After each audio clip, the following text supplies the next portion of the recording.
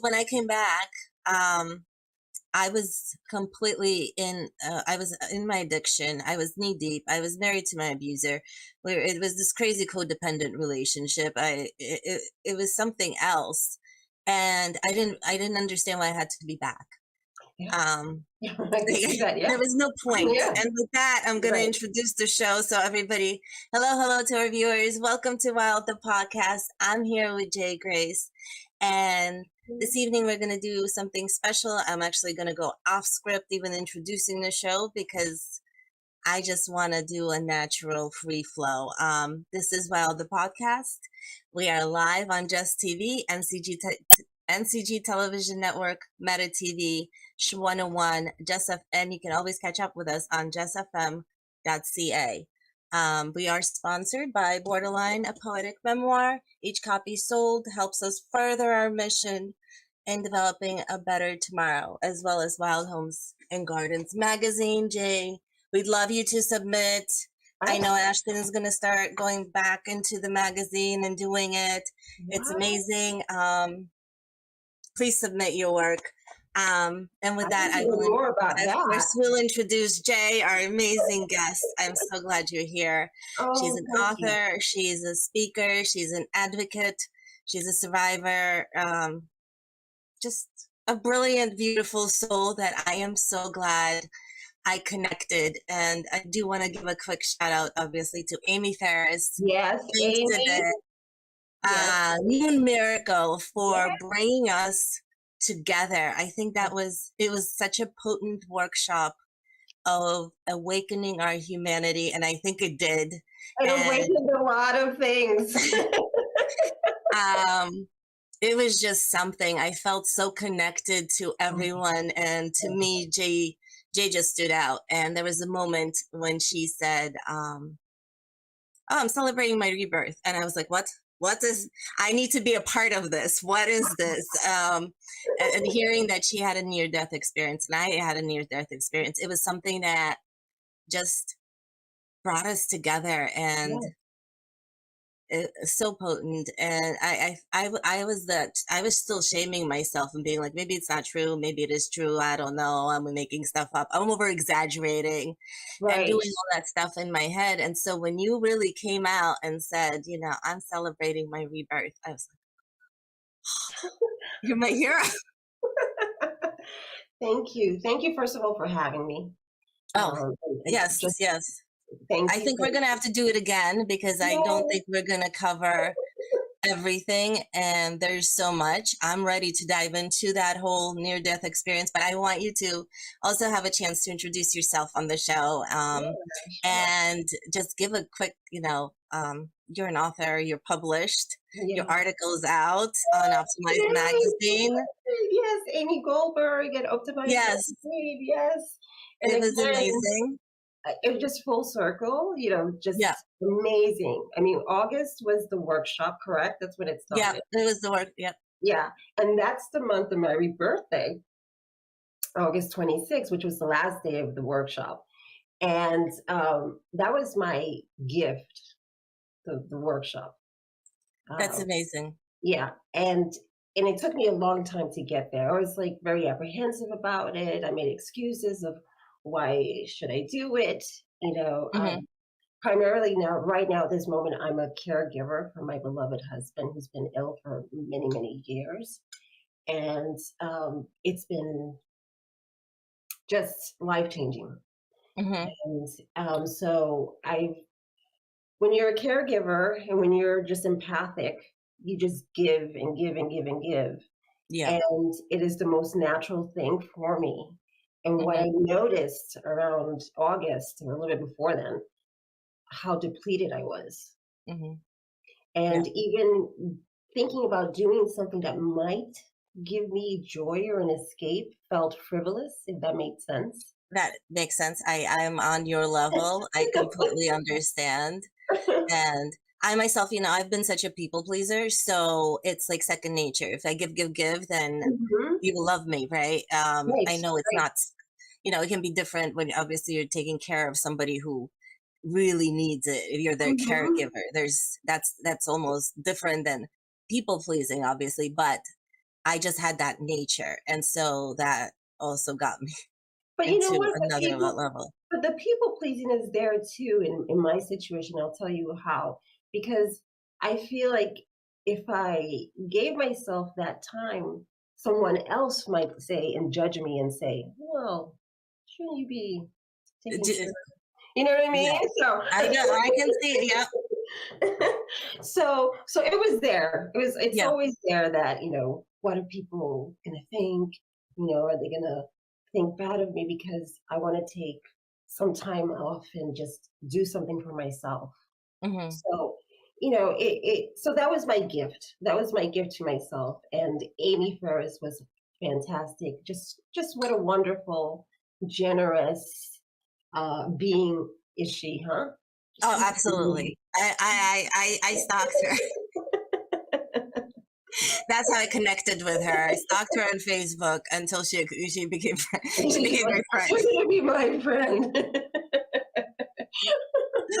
Please, because fun. I don't know if synchronicity wise. Mhm. That's that's one of the biggest synchronicities. Amy Ferris in my life. Me taking her workshop, and it all just kind of transpired by her book that I will say I did not purchase. I didn't know anything about it. I walked into my little library that's right next to my house, Oh, and nice. and there it was. Just Wow. like it just called to me, just the cover, Mhm. everything, and I'm like, marrying George Clooney. That's About, interesting. right? Yeah. I'm taking it. And when I started reading it, everything in me became shifting. And I was like, I can write like this. Like it gave me that Yeah. feeling that I don't have to stay in this writer's box that I had Mhm. put myself in, along with like, I have to write, like the greats. Like I have to be good as Dostoevsky. I have to be as good as Frost was within poetry. I have to be the best Sylvia Plath. I have Right. to be a J.D. Salinger. And I cannot think outside of the box, but then they already did it. So where do I fit in? Right. Yeah.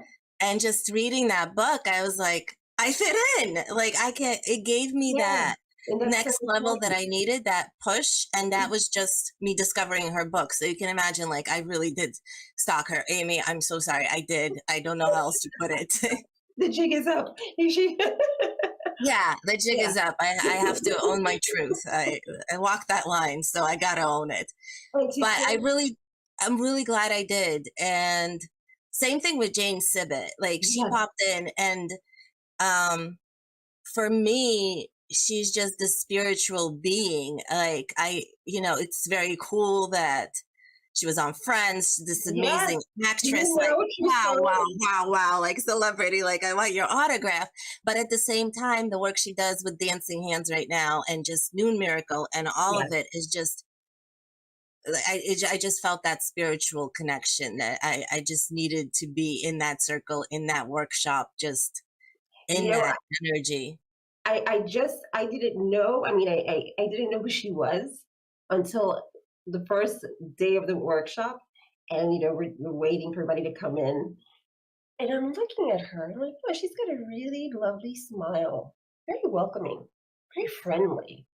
And I'm thinking, I'm like, oh, she's so sweet. Like, I feel like I know her. And it wasn't until later on, I'm like, oh, I know who she is. Yeah. For me, I recognized her. Like I knew who she was automatically because I was a huge obsessed little kid with It Takes Two. I don't know if you saw that movie with the Olsen twins. No, I didn't see it. No, no. Okay, so if you do watch it, she's in it. She's amazing. Mm-hmm. It's an Now I have to amazing watch it. cast, Yeah, yeah. and it was my favorite movie. I was the little kid who was trying to fit in, and somehow like those twin little those two girls like made it. Mhm, So because I was living in those kind of two worlds where mhm. I wanted to be outside playing with my friends, but yet I was going to private school, and there was this so much other. So I was the two girls in one, and just Right. watching. I watched that movie over and over and over and over again. That Jane Sibbett was always imprinted in my mind. And then when she was Carol in Friends, I was like, oh, she's amazing. I'm never Mhm. gonna And she connect is. with her or even have a conversation. Like, Yeah. And she's just that's so way out of down. my league. Yeah, yeah. And when I started really, I guess, really believing in myself and manifestation in the universe, kind of really being like, okay, maybe this is not really delusional. Let's try it. Like, Right. stop denying yourself certain Mm-hmm. things. Yes. That's when I slowly started attracting those people, because, we can joke and say we're stalkery, but at the same time, obviously we're getting a response. So we're Yes. being Right. accepted, and Exactly. It's mutual. it's mutual. And that is the most beautiful power of connection. And I think this is Yes. where obviously social media technology really does excel, that it can make those connections so instant, where otherwise you would have Absolutely. never been able to make them. And one thing about Jane is that she created with the new miracle and all that she does, she creates a space of security, of Hmm. safety. She's so aware, Yeah. making sure that everyone feels safe to be themselves. Oh, And yeah. honestly, I really didn't know what I was going to expect in the workshop. It really didn't. Yeah. Um, it surpassed everything, Yeah, obviously. I will say the same. I'm on the same boat. Mhm. So anyone who's actually listening and is interested in the workshop, I know And we're next taking week, up of so much course, right? time hyping it up, but there's going to Mhm. be one coming up. It's called I'm going Right to be to there. Bloom. I'll be there. If anyone's listening, I know that Amy posted there's a few spots left. Do sign up. If you're feeling like you need some release energy to write it out, it works. It really works. And I can attest to it. And Jay can attest to it, Yes. because obviously That's Optimize how we Magazine, met. That's how we met, that is how we met. That's how we connected. And I Mhm. think there's such a cosmic universal connection that we have, because we had this near death experience. And Absolutely. And what I wanted to say about the workshop, if you are able to join us, which I hope you guys can, um, it's more than just a workshop, you oh, know. absolutely. Yes. And I don't want to sound like wishy-washy, but every person there was and is brilliant. Oh, absolutely. Every Every words, person. I all of was it. It shocked, was, shocked at the amount of talent that oh, was yeah. in that realm. I was Yeah. like floored. I was like, oh. And this is why I was being a geek and actually being the first one to read it. Oh, me too. Yeah. Yeah. I think I apologized a few times for raising my hand, but I just couldn't help it. I'm like, can I just go first and get this over with? Because I don't want to listen to all these amazing writers and being like, I should have done I just better. wanted to get it I done did. with I should have done better. and just soak everything in because I was just really enthralled with all that you guys were sharing. And it was just wonderful, wonderful. And then the instant feeling of it's okay to be whatever you want to be that Yeah. night. You know what I Yeah. mean? Yeah. Absolutely. I cried and I was like, what is this? I wasn't I was expecting reading that. aloud and my voice was trembling, Yes, and me too. I'm like, why is my voice trembling? I do a podcast. I talk. I've gotten decent at this. It's not that, but I'm reading it. It's like for the first time, my voice is trembling, and Mhm. it The was body's all of letting it it just out. coming. Yes. It's letting it out, and it felt safe enough in that space to do so because that's not something that I'm used to doing. No, not at all. Me neither. This was honestly one of the few workshops I've ever done. Me too. Um, and so that's why I didn't have any expectations going Mhm. in. I didn't even have expectations of myself. I didn't think I was And going to I participate. definitely did not expect that my writing would be prompted, and then some that would be a catalyst to my other writing ventures and everything I Mhm. was going to do. And it really did. It really cracked it all open. It sure did. I mean, look at what happened with me. And I told you, I was like a couple of months ago, I really was not in a good place. Hmm. And I said to myself, if I can get into the workshop, then this might be a sign. Hmm. Maybe I deserve just a little time for myself. Yeah.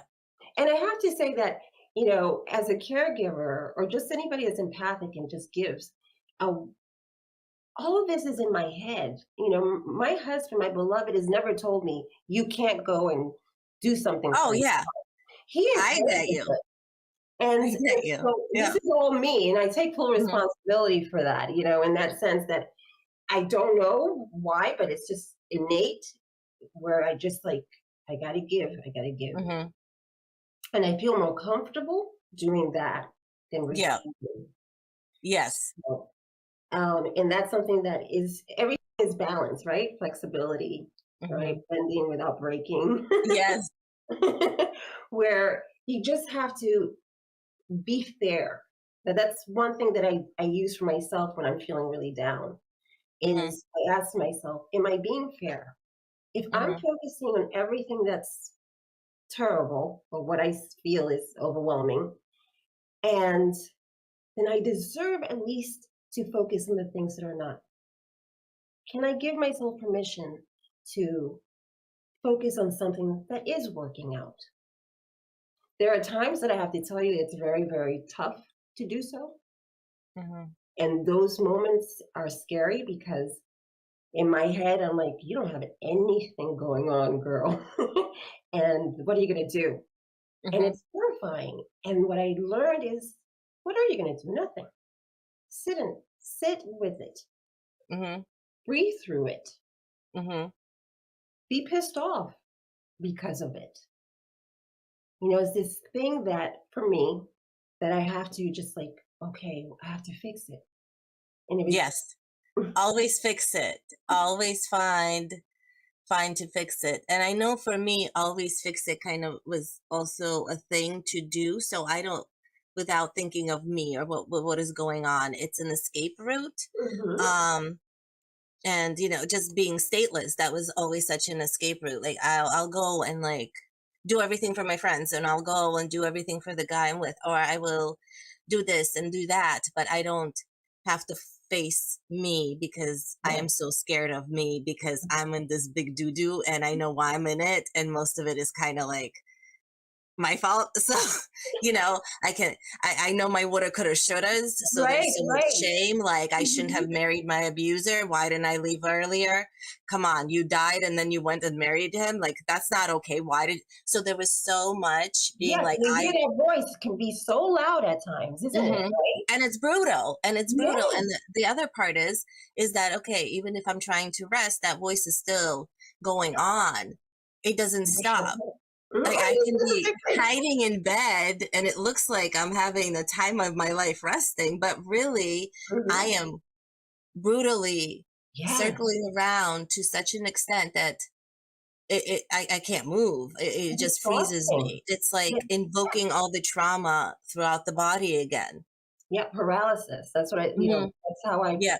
I feel like I'm just paralyzed Yeah. and all of this, and it's in here, you Yeah. know? Yeah. And uh, being truthful to yourself is the best thing that I've been using as a tool lately. Yeah. And um, without sugarcoating, but also being gentle with myself. I'm Hmm. brutal, like you said, brutal. I am so brutal with myself. I Yeah. would never speak to someone the way I speak to myself. Oh, absolutely. And I have to be fair. And being fair means I can't do this to myself. Too. Surely there's something that I can think about myself that merits a little bit of adoration, admiration, a little Hmm. love, a little kindness. Yes. And by doing that, and I'm going to go full circle again, that was through the workshop. And now I'm here with you. And here we Yes. are, we're kindred spirits. We have Yes. near death experience. And Yes. I know you want to ask me, so when you want to Oh, delve, so many. Oh, so much. I'm like a little kid. I'm like, go ahead, go ahead. Me too. Um, where did you go? Obviously, the introduction question should be, tell me about your near-death experience, how it happened. But I'm gonna kind of forego it for now. We Mhm. can circle back to that one. But I want to know, you died. What Yes. happened next? Okay. Um, Apparently, I was dead for almost 6 minutes, clinically pronounced dead. And where Me did I go? too. Yep. Yeah, where did you go? I went to a beautiful place that didn't have a view. It's almost, how do I describe it? It's almost like closing your eyes. It wasn't Hmm. pure darkness, but it wasn't that white tunnel with, the typical NDE Hmm. description that we're Yeah, used to. yeah. But I was somewhere else, that's for Hmm. sure. I did exist. I didn't have a body. I knew I was not alone.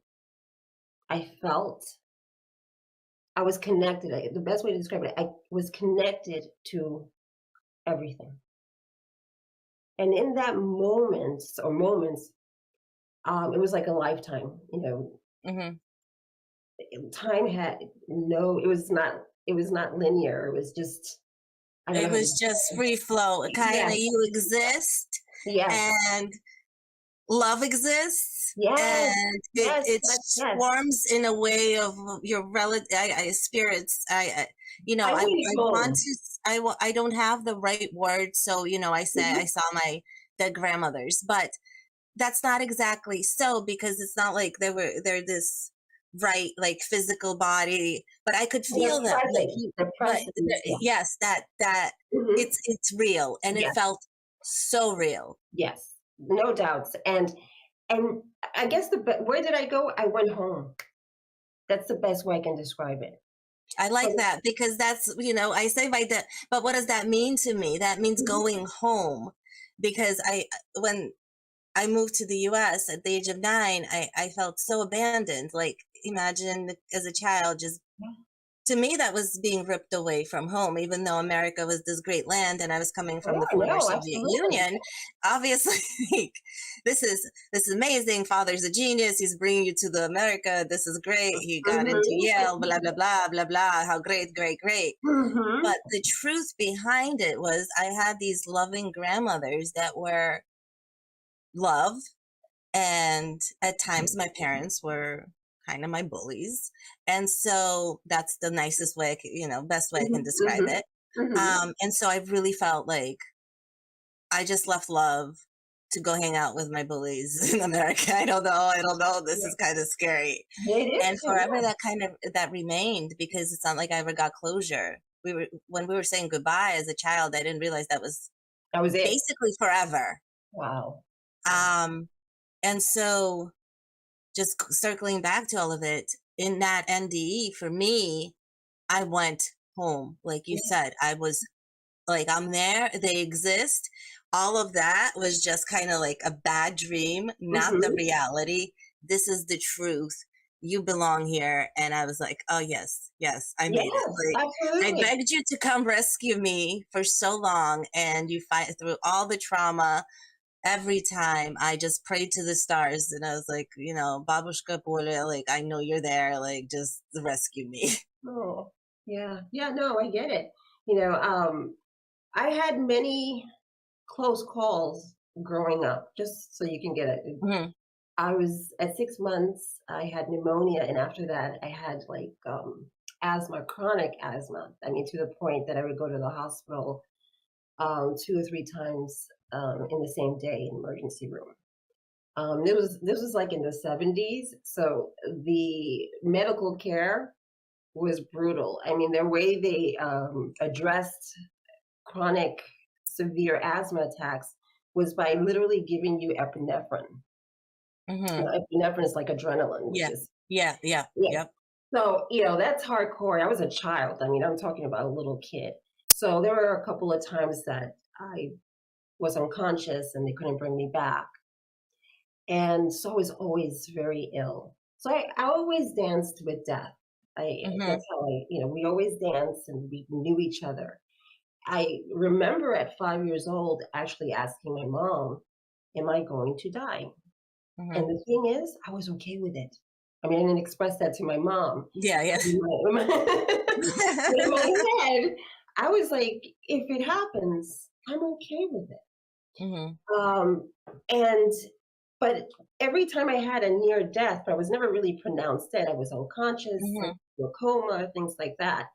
But there was moments where I felt that I had a choice to come back.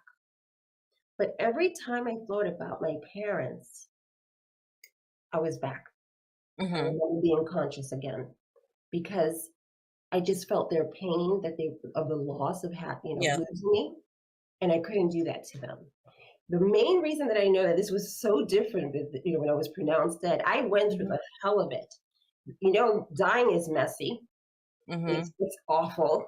I felt the body contract. I saw my body, lifeless body. I You got saw it. Did you see yeah, it? I I saw it. did. Yes, I but I was did. okay with it. Yeah. Like it was just Yeah. kind It of was like, disturbing though. I mean, I saw yeah. it, it was so lifeless, and I was like, wow, that's me. It's weird. Very surreal, very strange feeling. And during the last time, the real NDE, as I call it was very different because when I did think about my parents, I didn't feel that pain anymore. I was absent. There was no way in that place that I went to, home, Mm-hmm. that allowed pain in there. There was Yeah. no pain. Just There's no freedom, pain. There's just nothing. life. There's no pain. Like Yeah. I didn't feel it. I mean, with me, my near death experience was my probably biggest, messiest, most horrible mistake.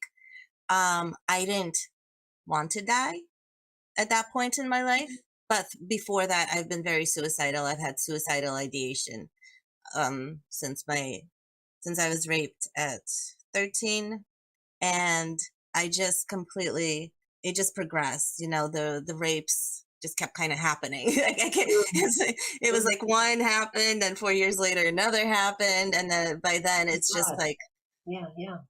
I can't even place it into words. It was just it really made me completely stoop, drop down, lose like shame, worthlessness, Of course. blame. That's what I lived with. And so at that point, I overdosed. I overdosed on methadone of all things.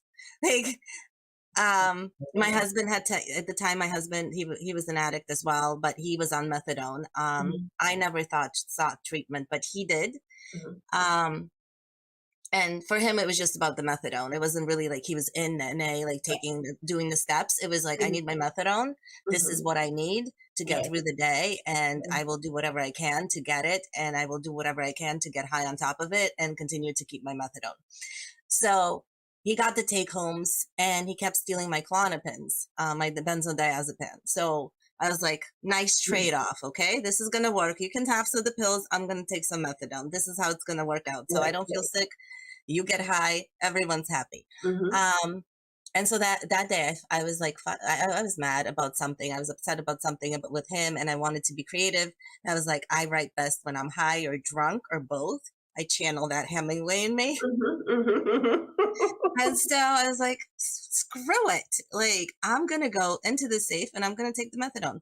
So I drank nearly 200 milligrams of methadone. And Wow. that killed me.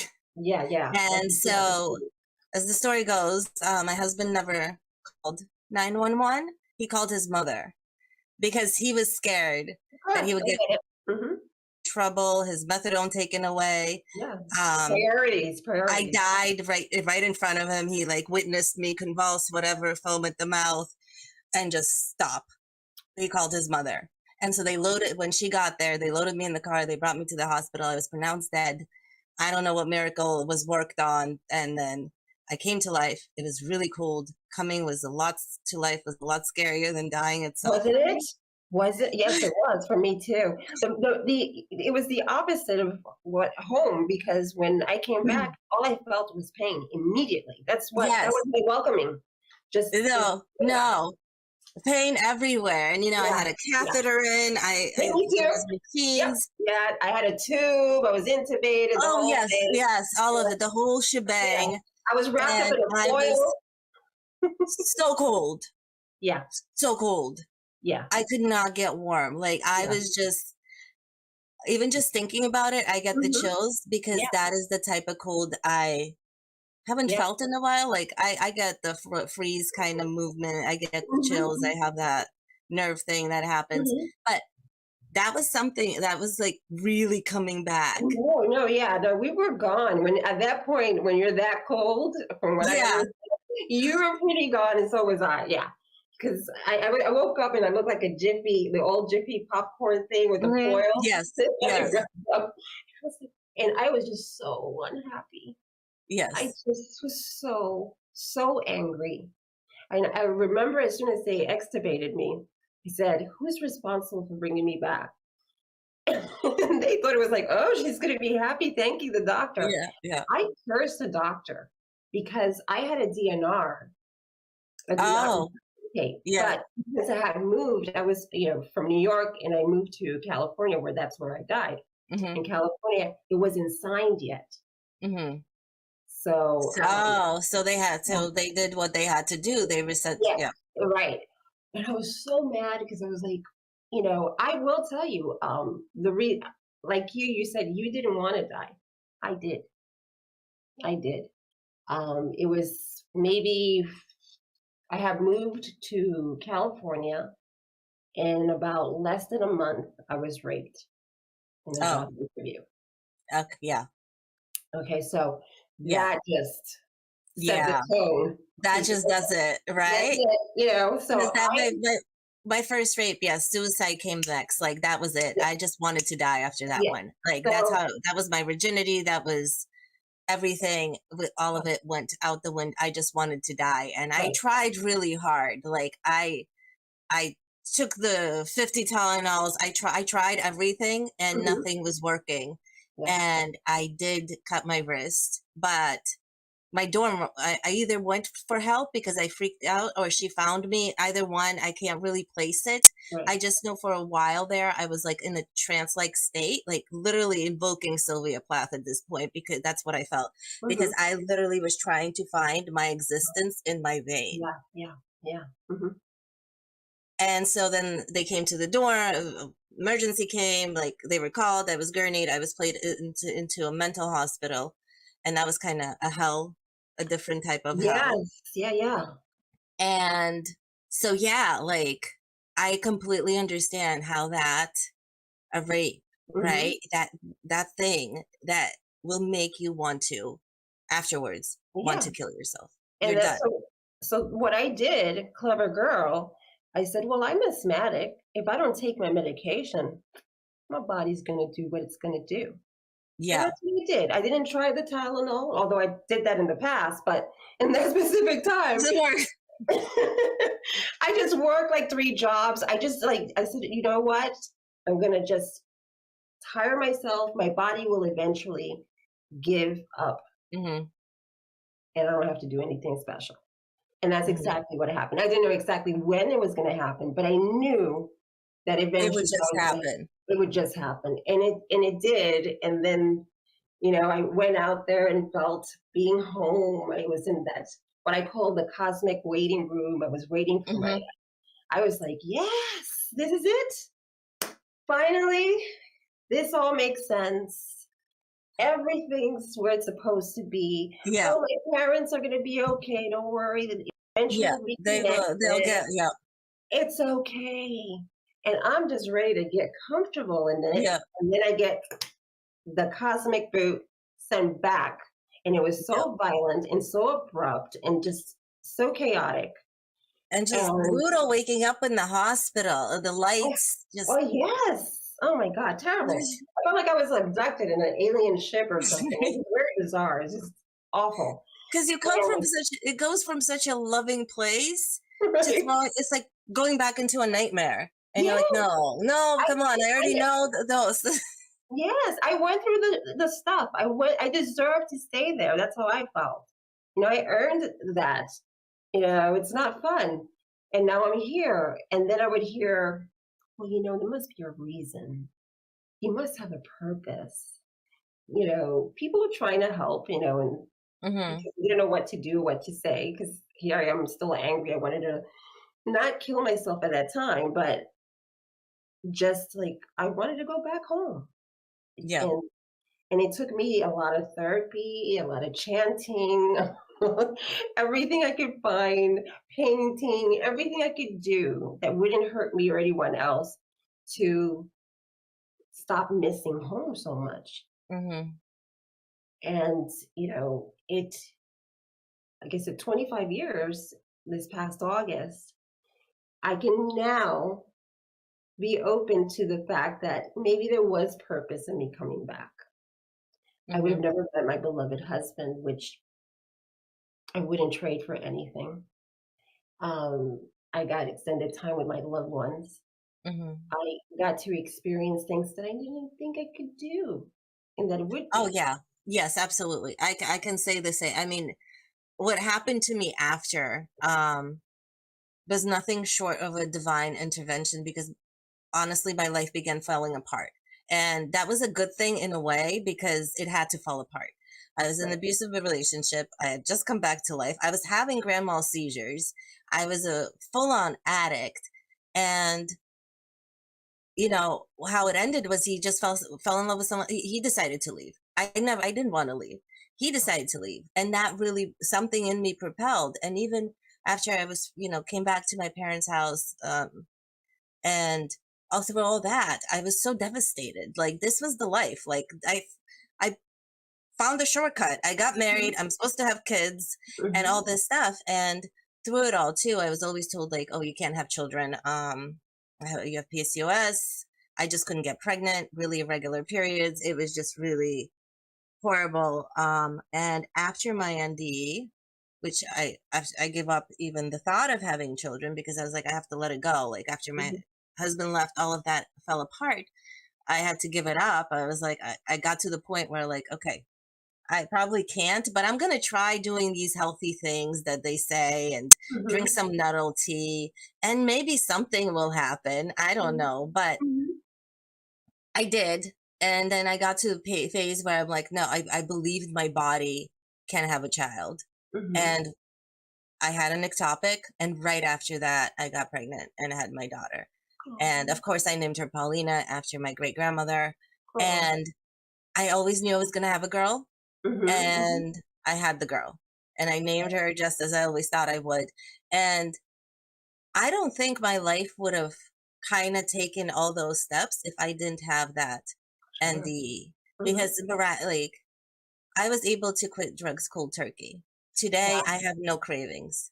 Like, Mhm. I have no cravings. And That's a I miracle. ordered I know heroin. how hard and You know difficult what I mean? it is. Like, yeah, I Yeah. never shut it up. I tried to say maybe that's why I don't have the cravings. But then Mm-hmm. I meet people and they're like, what do you mean you don't have that voice that can trigger you and say, like, go get high?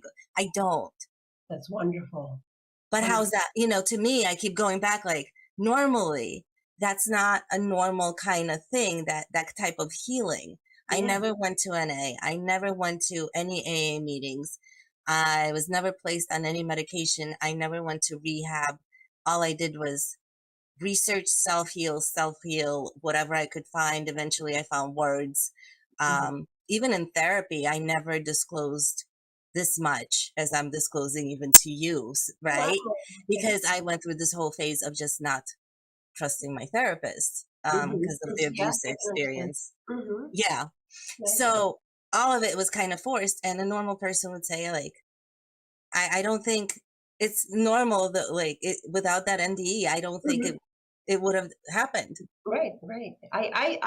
From what you're telling me, I agree with you. Yeah, I could definitely. But you're There's asking me. some kind of power, right, that happens. I'm not I, um I don't know what happens, but I feel like that purpose is kind of like there's Yeah. a seed or something that's planted in you with this purpose, Mm-hmm. and it takes a while to wake up. It Yeah. definitely took me almost 20 years to start really Me too. awakening.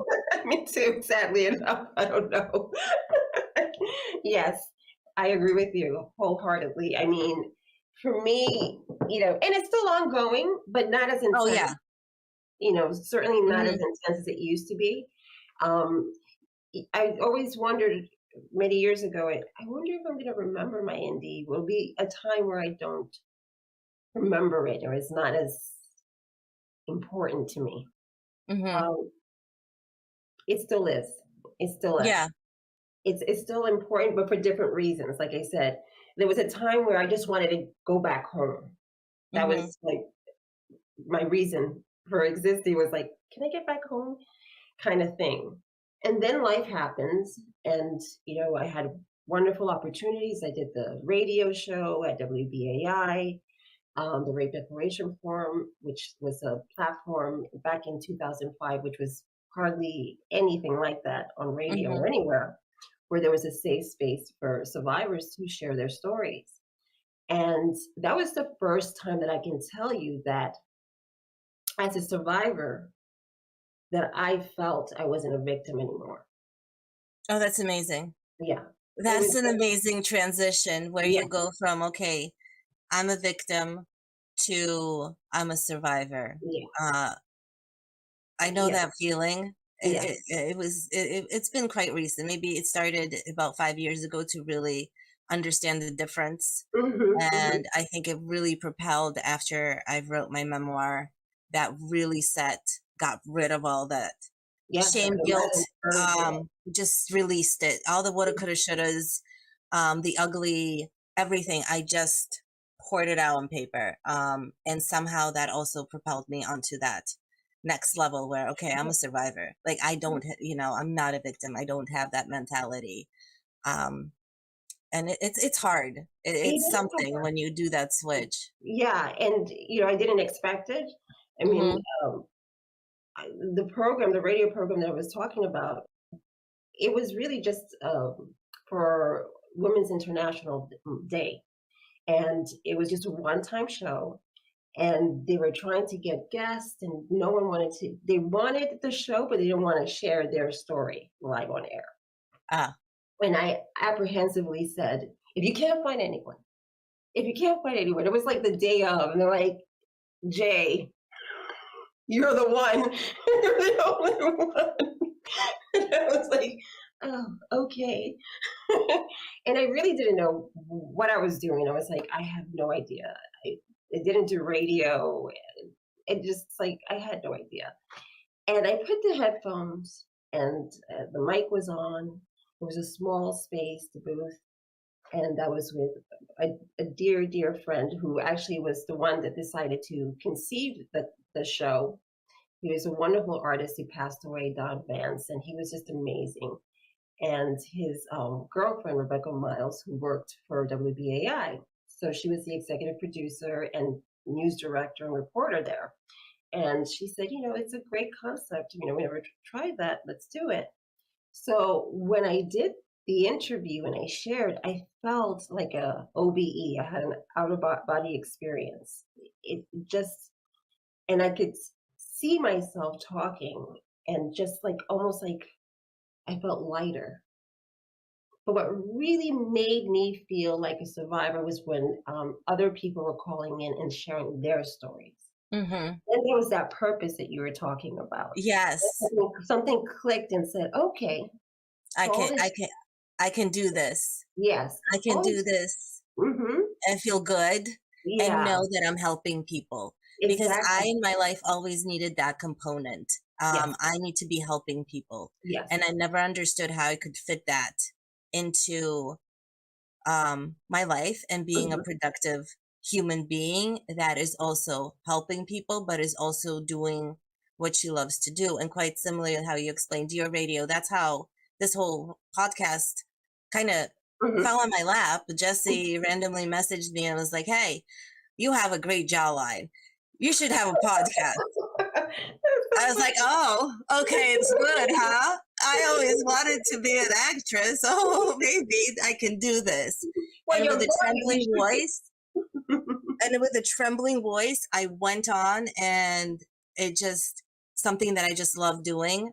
And it just keeps going, and it's connecting, and it's my community now, right? It's just, I don't profit from this, but that's not even the point. It's just that connection and that energy, and just to have this conversation right now with you, that is something. It is. It really is. And you, by doing that and inviting me, excuse me, it's been years. I think it's been the last time that I did a podcast about 4 years ago. Oh, wow. And, when you asked me immediately, I was like, oh, yes. And then I remember thinking, well, why did I do that? I am so glad you said, oh, yes, and you didn't go back. We are running out of time, which I really, really hate, but I do want you to say yes again to coming back whenever your schedule. I want to continue all these conversations. Your voice is so powerful. I am so just one-on-one drawn to you, and I think we can really work and make that change by really sharing both of our stories together. Absolutely. And you inspired me to do my own podcast. I mean, I've been brewing on it for a while, but just being around you and all the wonderful ladies from the workshop, it inspired me to just, you know what, I've been too comfortable in my discomfort. Yeah. And so these things, the article, the Optimize magazine, which I hope you guys can check out, is just a beginning. It gave me that pep. It gave me that. It is your beginning. There's a whole memoir in you, and I will be the first one purchasing it, and I want it autographed, obviously. And I just can't wait to see. So you're going to be my podcast lady. Yes, I am. I am. Whenever you want me, I'm all yours. You have me. Yeah, I just wish you all the best. You know, I'm so touched by this connection just by having you on, by our conversation. I want you back on. I hope we do it. We really should do it. And I'm really excited. To celebrate your NDE. You should celebrate it. I should celebrate it. That is where my mind has been going, because you inspired that. And that will be the final thought. Anyone who is listening to us, and if you did ever, who knows, might have had an NDE, and you don't celebrate it, maybe you should. And that's what I will start doing, because there's so much of part of me is just, it's the gratitude towards it, I feel, because that's how my rebirth with purpose happened. I was so lost. We wouldn't have you here, right now, doing what you're doing. Yes. And I wrote a book, you know, that was a dream. I love it. I can't wait. It's a lot of pages. It is a lot of pages. I didn't think I would be able to do it. I didn't think I was going to write 100 pages, but it's like 392 pages. That is poetry and prose, and it just came out, and it needed to come out. You know, so much other stuff is happening. I'm not going to talk about it now, because for you right now, I want to celebrate just Optimize. And when you have me on your show, I will celebrate everything that has happened with me. And yeah, that's how it will unfold. I will see you next week. I think it's the So anyone we will be writing to Bloom. So to our listeners, right as we say goodnight, writing to Bloom, check it out. Noon Miracle, Amy Ferris, just a brilliant writer. If you're a writer, connect. We'll be there. Jay will be there. I'll be there. It will be one of a kind experience. And with that, I'll say goodnight to everyone. And until next time, please, please, please, just fill yourself up with so much love that it just spills over onto other people, and take care of one another. Have a great night, everyone. Thank you so much. Jay, so much love. So much.